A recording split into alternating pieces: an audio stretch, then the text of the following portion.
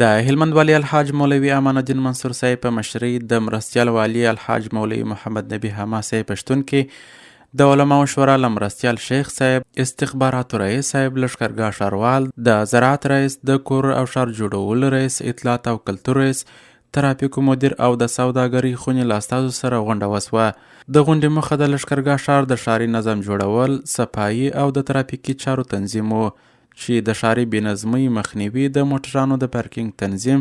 د مصریانو او ځینو نورو هټیوالو لپاره د بدیل ځای موندلو، ښاري صفایي او ګڼ شمېر نورو اړوند مسایلو په اړه خبرې او بحثونه وسوه. د یادو چارو د ښه تنظیم، د ښاریانو د ستونزو حل کولو، د ښاري نظم او د ښاریانو د ستونزو حل کولو ترمنځ